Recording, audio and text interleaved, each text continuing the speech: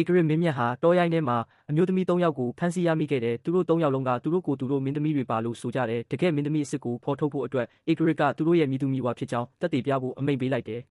ပထမတစ်ယောက်ကတော့အသက်ဘေးကလွတ်မြောက်ဖို့အတွက်သူမဟာနန်းရင်းဝင်ရဲ့သမီးတော်ဖြစ်ကြောင်းနဲ့ဧကရစ်ကိုတစ်သက်လုံးနောင်တမရပဲအစေခံသွားပါမယ်လို့ဂတိတစ္ဆာပြုပြီးကြေညာလိုက်တယ်ဧကရစ်ကသဘောကျသွားပြီးမိန်းမဆိုးတစ်ယောက်ကိုသူမအတွက်စက်ပြည့်ရည်တစ်ခွက်ဆက်တော့ဖို့အမိန့်ပေးခဲ့တယ်ဒါပေမဲ့သူမအဲ့ဒီစက်ပြည့်ရည်ကိုတောက်လိုက်တဲ့ခဏမှာပဲချက်ချင်းအသက်ပြောက်သွားတော့တယ်ဘာလို့လဲဆိုတော့မင်းသမီးအစ်စ်ကလွဲရင်ကျန်တဲ့သူတွေအားလုံးဟာတေလူတွေဖြစ်ရမယ်လို့သတ်မှတ်ထားလို့ပဲဒုတိယအမျိုးသမီးကဒါကိုမြင်တော့တုန်လှုပ်သွားပြီးသူမကိုသူမမင်းသမီးဖြစ်ပါတယ်လို့ချက်ချင်းပဲလိန်ညာပြောဆိုလိုက်ပြန်တယ်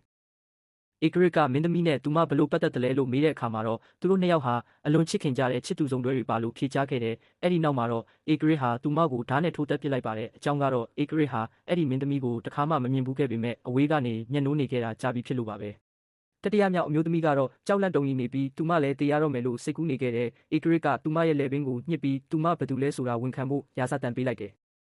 သူမဟာလည်းကြောက်ကြောက်လန့်လန့်နဲ့ပဲဧကရစ်နှစ်ပေါင်းများစွာရှာဖွေနေခဲ့တဲ့မင်းသမီးပါလို့လိန်ညာပြောဆိုလိုက်ပြန်တယ်။အဲ့ဒီအခါဧကရစ်ကမင်းသမီးအနှစ်သက်ဆုံးအစားအစာကဘာလဲလို့မေးလိုက်တယ်။သူမဟာဝတ္ထုတွေကစက်ကွက်ကိုအသေးအတန်ပြန်စဉ်းစားလိုက်ရတယ်။သူမမှတ်မိတာတစ်ခုကတော့ဧကရစ်ငယ်စဉ်ကချမ်းအေးလွန်းလို့တေလူနီးပါးဖြစ်နေချိန်မှာမင်းသမီးကကိမ်မွေးထမင်းစံပြုတ် osmanthus rice porridge တစ်ခွက်ပေးခဲ့ဘူးတာပဲ။ဒါကြောင့်သူမကတုံတုံရင်ရင်နဲ့မင်းသမီးအကြိုက်ဆုံးအစားအစာကကိမ်မွေးထမင်းစံပြုတ်ပါလို့ဖြေလိုက်တယ်